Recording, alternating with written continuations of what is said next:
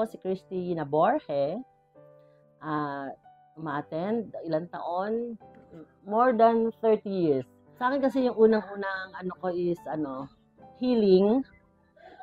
Nung 1997, pagkatapos ko manganak kay Oya, nagkaroon ako ng toxic goiter. Sobrang payat ko, tapos syempre, di ba yung kulay ko ganito, di ba? So, pero, alam mo, through, faith pa rin.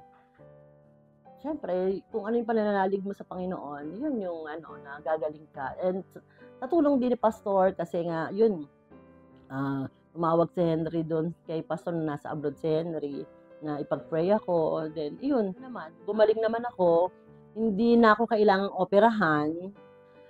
Gumaling ako. Tapos nasabay pa yun na naging parang diabetic ako kasi pagkapanganak ko kay Oya. Pero sa pamamagitan ng pananampalataya pa rin, gumaling tayo. Gumaling ako dun sa toxic goiter ko. Yung nanay ko, sa pamamagitan ng prayer din, kasi nagkaroon siya ng bukol sa breast niya. Tapos akala namin, kasi sabi nakita ko dun sa biopsy, parang malignant siya, ganun, di ba? Siyempre, pag sinabing malignant, di ba, sabihin, na yun, may tama siya, So, natakot ako kasi, lumalaki yung kabila niyang breast. Matanda na si nanay. Ayaw namin pa-operahan. So, every morning, dinadala ko yun sa prayer.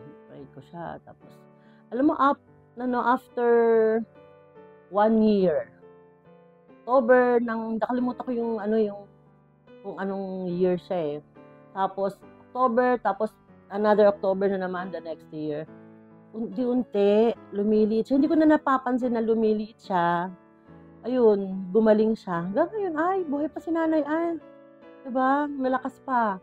Kasi yun, alam ko na nadadala ko sa prayer. Napaka-bisa talaga ng prayer para sa atin. Mga mananampalataya. Alam mo yung noong mga panahon na medyo mahina pa yung pananampalataya natin.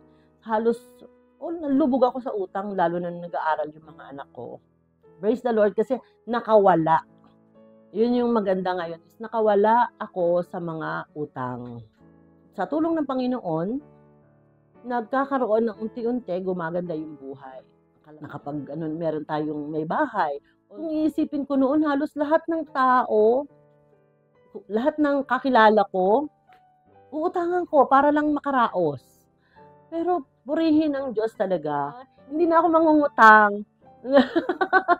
Ang ganda kamo ng kasi yun yung magandang pagpapala na binigay ng Panginoon. Yung makawala ka. Ngayon, nagiging blessing. Huwag kayong bibitaw. Please lang. Huwag ka nang umalis. Nandoon ka na sa pwesto na inilagay ka. Di ba sabi nga, yung purpose ng Panginoon sa'yo, hindi mo pa nalalaman, pero alam na ng Lord yung purpose. Ano yung purpose sa'yo ng Panginoon, tanggapin mo. Huwag bibitiw. Huwag aayaw. Kasi pag umayaw ka, talo ka. Di ba? Pananampalataya, laging kapit. Yung pagsubok talagang ganyan, dumadaan yan eh. Hindi naman pwedeng laging Pasko. Di ba? Minsan paminsan, may mahirap, pero mas marami yung ginhawa na mararanasan. Yung kaya, kapit lang kayo.